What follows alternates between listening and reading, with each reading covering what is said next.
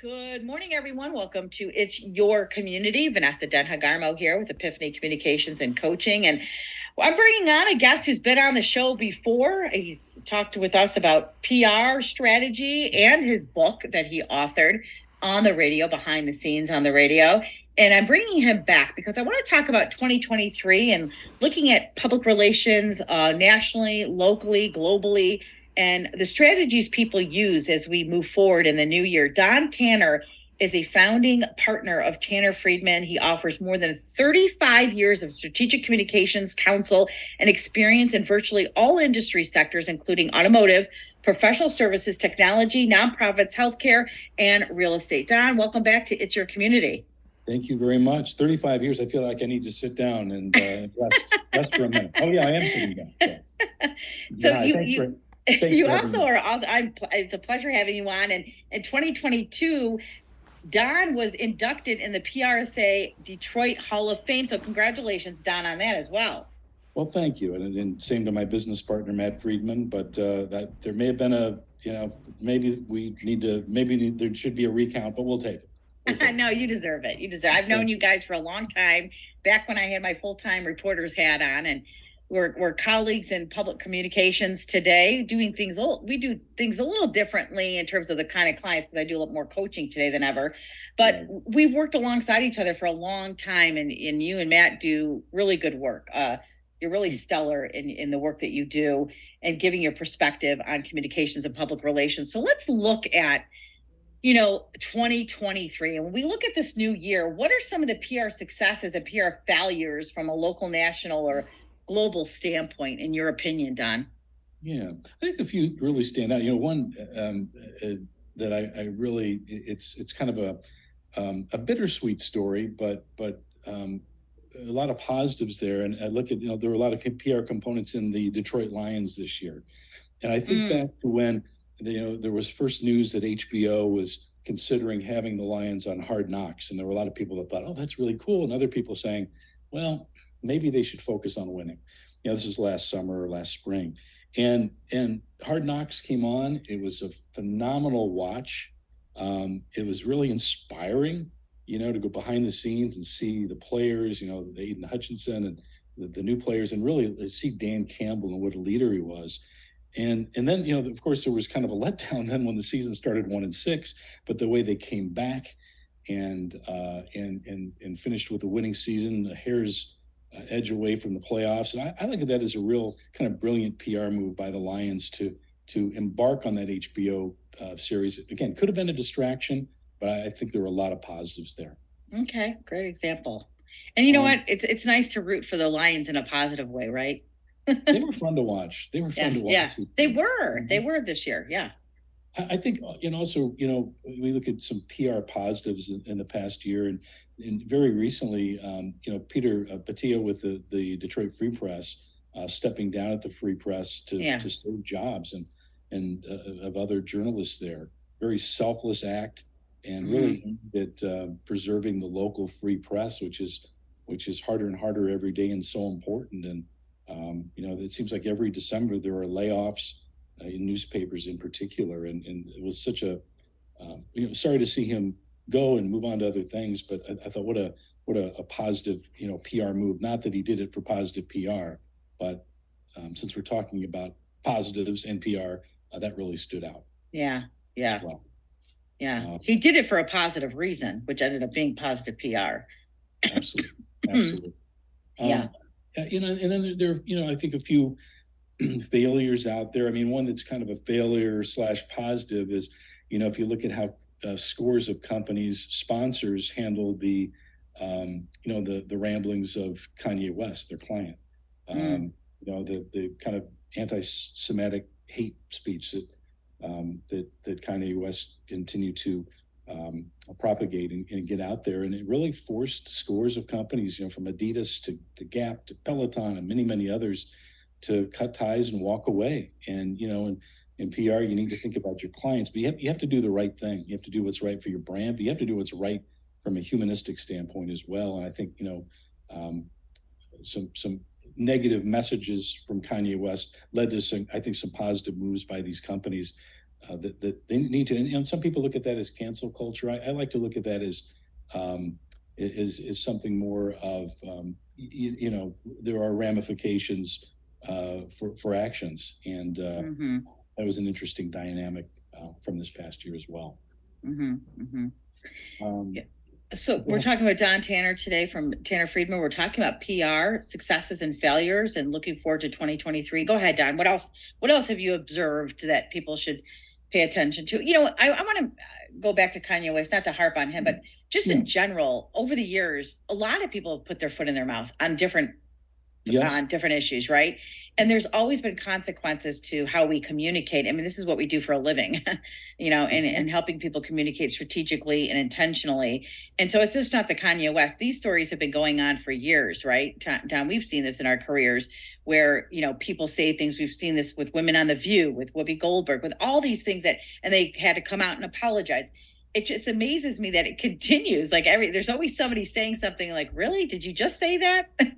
Yeah, and I mean that was the word I was looking for, consequence. Yeah, consequence culture. There are consequences for your actions. Now, we all hope that Kanye West actually. I'm not a clinical therapist, but he obviously, I think he's bipolar and could use some help in that area. And you hope he would seek some type of professional help to just get better as a person. But there are consequences for actions like that. Yeah, we see it over and over again. Yeah, we've seen these for years. I mean, so good observation. We got to think before we talk and think about where our thoughts are coming from and how intentional are we with our communication. So what else have you observed, Don? Yeah, I think on a national level as well. It's been interesting, and maybe that's not a strong enough word to watch Elon Musk and Twitter, and how he's handled that. And Twitter's a loaded barrel. I mean, we could talk about Twitter for several shows, but we could. Interesting. And he's a character. He doesn't always think before he talks, or some of the things he talks, he wants to have people stand up and pay attention. He likes to be colorful, but someone who said he would come in and he really was espousing freedom of speech. And it just seems like early on he's kind of taken things a bit in the opposite direction, and eliminating scores of fact checkers and his watchdog personnel, and reinstating some people that are questionable, and some that espouse conspiracy theories and hate speech and things like that. Some have been let back and then they were banned again. But he also, banned several journalists that openly criticized him. I think one he said, had coordinates that showed where he and his family were. But so it'll be interesting to see what happens with Twitter. He has alienated again a number of sponsors, and we'll see how that goes. Yeah, I do know. I see your point too on that. I understand where you're coming from, but if you talk to a lot of conservatives, Don, when it came to Twitter, they were canceled out and eliminated for even just talking about faith-based stuff that wasn't offensive. I mean, I know actually a priest who actually commented about people praying for the rioters in 2020, and they actually took him off Twitter. So there are things like that. So you look at it both ways. That I understand canceling out hate speech and conspiracy theorists, and I get that. That causes a lot of, I think, chaos in the country when you have all of that going on. But, there are a lot of people that tell you they were canceled out before Elon took over because of their conservative views, their faith views. So absolutely. All good points. And I think we all know people that are, that are paused on Facebook. Put in Facebook jail for when they're like, wow, this is what I said. Is that really that bad? Yeah. So, I think what we're saying, all of us should think before we speak or text or tweet or whatever, and hopefully we're not saying things that are hurtful to others.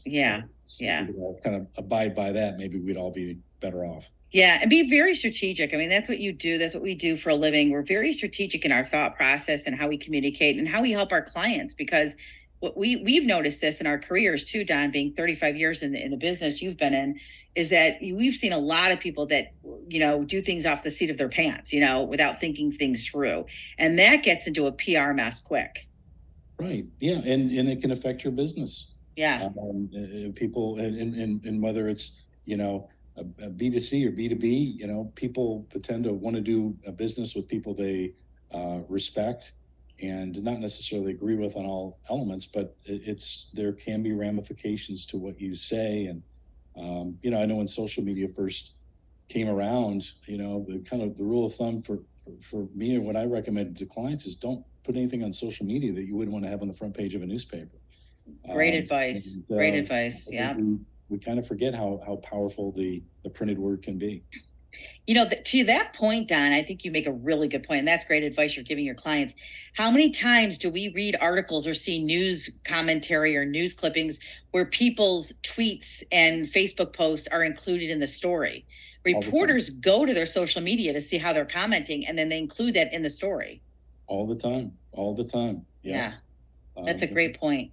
Not to get into politics, but political leaders out there often not holding a press briefing or a press conference. They're tweeting, and so that's always an interesting dynamic.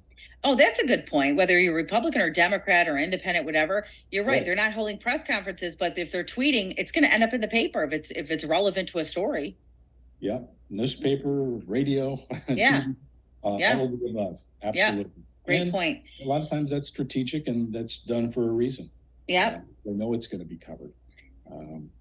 Yeah, that's a really good point. Don Tanner, let's talk about what you think will be top of mind as we head into 2023. There's a lot of talk I've been reading about the economy, and are we really in a recession, and will we be in a recession for the next year? And what do you think is the PR, media perspective of 2023? What do you think is going to be like talked about in the next year?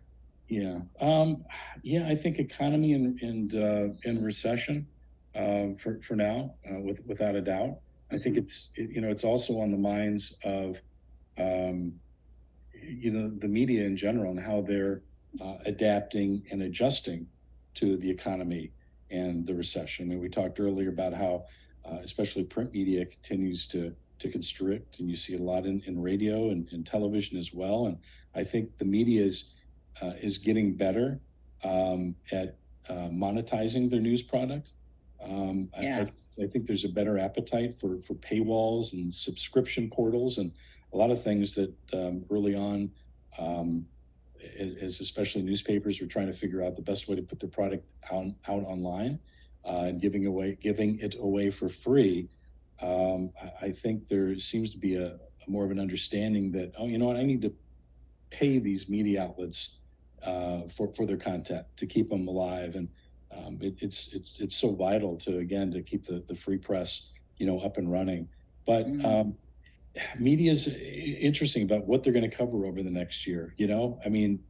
Russia and Ukraine is going to continue, I think, to unfortunately be, heavy in the news. Another year from now, we'll be talking more about the next presidential election, and maybe the climate and weather and what's happening there. I think I just heard a story on the radio today. I think the last 4 years were the 4 hottest years on record. Oh, really? Whatever in our history. So, or at least as long as we've been keeping track. So whatever you think of climate change and whatever your opinion is on that, I think it'll continue to be something that's covered quite a bit in the media. So, Don, when it comes to creating PR strategies, what are some of the basic one-on-one things people should keep in mind? And, and maybe you could tie in some of the top mistakes you've seen over your years. You're like, wow, I can't believe they just did that type of thing. So what are the basics we should know in terms of strategy, and what are some of the mistakes you've seen over the years? Yeah, I think if you're, thinking of a PR or marketing strategy or branding strategy, it's what's the business objective? What is it that first and foremost you want to accomplish? Company A, B, or C, and figure out from that objective, who you're trying to reach, who's your audience, who you want to target, and then it's figuring out the best way to reach them. Is it through traditional media? Is it through social media? Is it through other avenues of marketing, that didn't exist 20 years ago? Creating your own. The web's been around now, but e-blasts or video. So it's again, what are you trying to do? Who do you want to reach? How's the best way to reach them? And what's really, really key is what sets you apart from the competition. What we call in the business, key messages. What are your key messages? what are the things that are going to resonate Mm-hmm. with clients or potential clients and compel them to action, to work with you, to buy your product, Mm-hmm. are really the keys. And I think, in terms of mistakes, it's kind of the opposite of the things I just mentioned. It's not knowing your audience. You're not targeting your audience in the right way and with the right mediums. I've worked with clients over the past that I might say, you know what, we really should do a social media campaign. And the client might say, social media, I'm not on social media. I'm not on Facebook. I'm not on LinkedIn. I don't see it. And what I have to say to them is, but are your clients or is your potential audience on social media? In that case, it's not about you. It's about where are the people you want to reach. Yeah. And so getting to think beyond yourself is really key. I think those are, following the fundamentals. If the fundamentals are done right and the messages are compelling, you get those messages out to the right people in the right way, chances are you're going to be successful. Yeah. I love the message. Targeted audience is so important. Sometimes you see people putting out things to general audiences and like, do you think the whole world really cares about that one little niche? No. You know what I mean? Are you targeting the people who care about that one little niche? So I think it's really important message, Don. And in terms of, you know, in the work that we do, Don, you've seen this a lot in your career, is crisis communications, right? And I've dealt with crisis when I was in Wayne County as a press secretary, and I covered crisis stories. What have some of the failures in terms of companies who don't handle a crisis correctly? I mean, we know in our experience that there's certain things you do and should do even before a crisis happens. What are some of the things that you have seen people do that are just really bad ways of managing a crisis? Yeah, well, yeah, I've seen, and you have too, I'm sure, the good, the bad, and the ugly. Yeah. I think what you really see is that always works against an organization or whatever. And we've seen it a lot in, I won't mention the schools or universities in recent years, but where you wait too long to do something about the problem. Yes. You try to bury your head in the sand and hope it goes away or it doesn't get discovered. And that's totally not the way to do it. Honesty, transparency, because the question will always come about, who knew what, when, and what did you do about it? Well, you knew about this 2 years ago and you did nothing. So it's always good to get ahead of those types of things. I mean, many companies have a crisis communications team, ready to go the moment there's a crisis. And so some companies over the years have done it very, very well. Some universities have done it very, very well.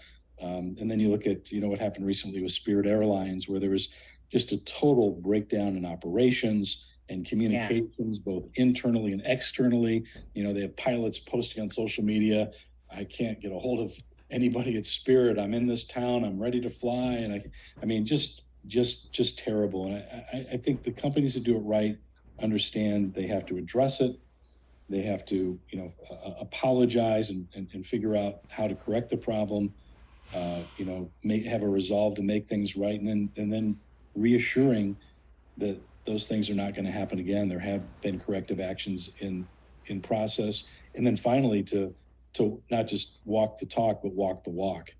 Prove that you've made those corrective changes to whatever the problem was originally. Yeah. We're talking with Don Tanner, founding partner of Tanner Friedman, author of the book No Static at All, a behind the scenes journey through radio and pop music.